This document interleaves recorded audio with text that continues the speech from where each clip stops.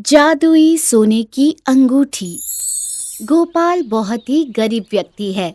वो गांव के सेठ जी के यहाँ नौकरी करता है। घर में उसकी बीवी और 2 बेटियां हैं। गोपाल का सेठ एक बहुत ही लालची और दुष्ट आदमी है।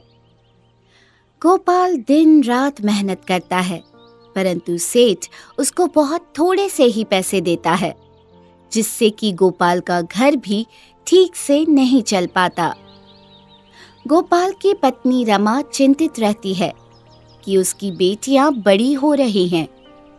एक दिन वो गोपाल से कहती है, आप सेठ जी के यहाँ दिन रात कितनी मेहनत करते हैं, लेकिन उसके बदले में हमें 2 वक्त का खाना भी सही से नहीं मिल पाता। आप कोई और काम क्यों नहीं ढूंढ लेते? हमारी बच्चियां बड़ी हो रही हैं, कल को हमें उनकी शादी भी तो करनी है। हमारे पास तो खाने को पैसे नहीं, तो शादी के लिए कुछ कैसे जोड़ेंगे? मैं क्या कर सकता हूँ? मुझे मजदूरी के अलावा और कोई काम भी तो नहीं आता है, और हम अपनी तरफ से सब कोशिश कर रहे हैं। अब आगे सब भगवान पर छोड़ देते हैं। भगवान सब भला करेंगे। गोपाल रमा को समझा तो देता है, परंतु वो खुद भी दिन रात इसी चिंता में घुला रहता है कि वो अपनी बेटियों की शादी कैसे करेगा। एक दिन गोपाल सेठ जी के यहाँ काम कर रहा होता है कि तभी उसके हाथ से उनका एक कीमती गुलदान टूट जाता है, जिसे देख सेठ जी आग बबूला हो जाते हैं। ये क्या किया तुमने? तुम्हें पता भी है ये कितना महंगा गुलदस्ता था। यदि तुम्हारे पूरे साल की तनख्वाह भी काट लूं ना, तो भी इसकी कीमत नहीं निकलेगी। दफा हो जाओ मेरे यहाँ से। दोबारा अपनी शक्ल मत दिखाना, जाओ। सेठ जी मुझसे गलती हो गई, माफ कर दीजिए मुझे। आइंदा ध्यान रखूंगा मैं। कृपया आप मुझे काम से ना निकाले, मेरे बीवी बच्चे भूखे मर जाएंगे। मैंने क्या सभी गरीबों का ठेका ले रखा है? यहाँ से दफा होते हो या मैं तुम्हें धक्के मार के निकलवा दूं। गोपाल सेठ जी के आगे बहुत हाथ पैर जोड़ता है, पर सेठ जी के मन में जरा भी दया नहीं आती। वो उसे काम से निकाल देते हैं और उसे उस महीने की मजदूरी के पैसे भी नहीं देते। गोपाल दुखी मन से रोते हुए रास्ते में एक पेड़ के नीचे बैठ जाता है। तभी तेज बारिश शुरू होती है। गोपाल बारिश रुकने का इंतजार कर रहा होता है कि सामने से उसे एक बूढ़ा व्यक्ति आते दिखता है। बारिश में भीगने के कारण वो तेज कांप रहा होता है। अरे, ऐसे बारिश में भीगने से ये तो बीमार हो जाएंगे। मुझे इनकी मदद करनी चाहिए। गोपाल उस बूढ़े आदमी का हाथ पकड़कर अपने साथ पेड़ के नीचे बैठता है और अपना अंगोछा उस बूढ़े आदमी को देता है। गोपाल के पास अपने खाने के डिब्बे में जो खाना था वो उस बूढ़े आदमी को खिलाता है। गोपाल की इतनी दरिया दिली देख वो आदमी बहुत खुश होता है और गोपाल से कहता है, तूने मेरी बहुत मदद की है, तेरा बहुत बहुत शुक्रिया। पर तू मुझे कुछ परेशान दिख रहा है, बात करना चाहेगा? गोपाल उन्हें सारी बात बताता है कि कैसे उससे गलती हुई और उसके सेठ ने उसे नौकरी से निकाल दिया। अब उसके पास अपने बीवी बच्चों के खाने के भी पैसे नहीं है। बूढ़ा व्यक्ति गोपाल की सच्चाई से बहुत खुश होता है और अपने हाथ में से एक अंगूठी उतारकर गोपाल को देता है। ले बेटा, ये अंगूठी अपने हाथ में पहन ले। ये एक जादुई सोने की अंगूठी है। ये तुम्हारी हर परेशानी को हल कर देगी। अब तुम्हारे जीवन में कभी भी किसी भी चीज की कमी नहीं रहेगी। तुमने खुद परेशान होते हुए भी मेरी मदद की, इसलिए तुम इसके सच्चे हकदार हो।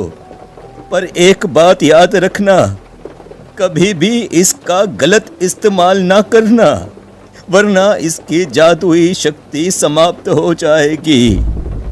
गोपाल जैसे ही अंगूठी अपने हाथ में पहनता है, पलक झपकते ही वह बूढ़ा आदमी वहां से गायब हो जाता है। गोपाल जल्दी जल्दी अपने घर की ओर जाता है और अपनी बीवी रमा से कहता है, अरे रमा, रमा जल्दी आओ, यहाँ देखो, देखो मेरे पास क्या है। रमा और उसकी दोनों बेटियां भागी भागी गोपाल के पास आती हैं। गोपाल अपने हाथ में पहनी हुई अंगूठी रमा और बच्चियों को दिखाता है और उस बूढ़े आदमी की सारी कहानी और जादुई अंगूठी की बात उन्हें बताता है, जिसके बाद वे उस अंगूठी से जरूरत की सारी चीजें मांगती हैं और पलक झपकते ही उनके घर में सुख सुविधा और जरूरत की सभी चीजें आ जाती हैं। ये सब होता देखकर गोपाल और उसका परिवार बहुत खुश होते हैं और भगवान के आगे जाकर उनका शुक्रिया अदा करते हैं। अरे वाह पापा, हमारे पास तो सब सामान आ गया। मैंने तो कभी नहीं सोचा था कि मैं किसी दिन इतने आराम से रहूंगी और अपने मनपसंद की सारी चीजें खाऊंगी। ये सब उस बूढ़े आदमी की वजह से हुआ है। अगर आज वो मुझे नहीं मिलता तो हम सब भूखे मर जाते। सुनो, मैं सोच रही थी कि जब हमारे पास कोई काम नहीं है तो क्यों ना हम इस अंगूठी की मदद से सामान लेकर उसे बाजार में बेच दें। पर माँ, जब अंगूठी है तो काम करने की क्या जरूरत? बेटी, भले ही आज हमारे पास जादुई अंगूठी है जिससे हम बिना कुछ किए आराम की जिंदगी बिता सकते हैं, लेकिन किसे पता ये कब तक है कब तक नहीं। इसके चलते हमें अपना काम नहीं भूलना चाहिए। और वैसे भी अगर पापा काम नहीं करेंगे और उसके बिना हमारे इस ऐशो आराम की जिंदगी के चर्चे पूरे गांव में फैलते देर नहीं लगेगी। हाँ बिटिया की बात तो सही है, पर मुझे व्यापार करना भी तो नहीं आता। अगर ज्यादा का माल कम में बेच दिया तो घाटा हो जाएगा। मैं ऐसा करता हूँ कि दोबारा किसी के घर में नौकरी ढूंढ लेता हूँ। अगर इस बार मुझे कम काम या कम पैसे भी मिलेंगे तो भी चल जाएगा। इसी तरह गोपाल अगले दिन नौकरी की तलाश में निकलता है, लेकिन उसे कहीं नौकरी नहीं मिलती। कुछ दिन बीतते हैं और उसे दूसरे गांव के एक घर में नौकरी मिलती है, जहां पर काम ज्यादा और पैसे कम होते हैं। लेकिन गोपाल फिर भी वो काम करने लगता है। अब गोपाल ज्यादा काम होने की वजह से कभी काम आसान करने तो कभी गलती से कुछ सामान टूटने पर उसे दोबारा ठीक करने के लिए जादू का इस्तेमाल करते रहता है। इसी तरह वक्त बीतता जाता है और उसकी ये बात मालिक की नजरों में आ जाती है। इस गोपाल के बारे में कुछ तो ऐसा है जो सही नहीं है, पता करना पड़ेगा मुझे। अब गोपाल का नया मालिक उसके पुराने सेठ जी के पास पहुंचता है और उनसे गोपाल की खोज खबर लेता है, लेकिन वहां से भी उन्हें कुछ पता नहीं चलता। जिसके बाद वो गोपाल के घर पहुंचता है और हैरान रह जाता है। यकीन नहीं होता, एक नौकर का 2 मंजिला पक्का घर कैसे हो सकता है? मेरी दी हुई तनख्वाह में तो एक इंसान का दिन भर का खाना ही मुश्किल से निकल सकता है। इसके पास ऐसा घर कैसे? अब सच्चाई जानने की उत्सुकता में मालिक घर का दरवाजा खटखटाता है, जिस पर गोपाल की बड़ी बेटी दरवाजा खोलती है। जी कहिए, आपको किससे मिलना है? लेकिन मालिक तो लड़की की बात पर ध्यान दिए बिना बस गेट पर खड़े रहकर घर के अंदर ही झांकता रहता है, जहां उसे सुख सुविधाओं के सारे सामान के साथ इतनी सारी चीजें दिखती हैं जो शायद उसके घर में भी नहीं होती। ये सब देख हैरानी से उसकी आंखें फटी रह जाती है। तभी गोपाल की बेटी दोबारा बोलती है, अंकल क्या हुआ? बोलिए, आपको किससे मिलना है? इस पर गोपाल का मालिक उसकी बेटी से झूठ बोलकर अपने आप को गोपाल का दोस्त बता घर के अंदर आ जाता है और बच्चों को बातों में लगा उनसे सच्चाई पूछने की कोशिश करता है। तभी रमा वहां आ जाती है। जी, आप कौन? भाभी, मैं गोपाल का बहुत पुराना दोस्त हूँ। आप लोगों की शादी से पहले ही शहर छोड़ के गया था। अभी वापस आया तो सोचा कि गोपाल से मिल लूं। सच्ची अब भरोसा नहीं हो रहा, मेरा यार इतना अमीर कैसे हो गया। बस सब भगवान की कृपा है। भगवान की क्या कृपा है? अरे गोपाल की मेहनत ही होगी। क्या काम कर रहा है वो आजकल? जरूर कोई बड़ा बिजनेस ही कर रहा होगा।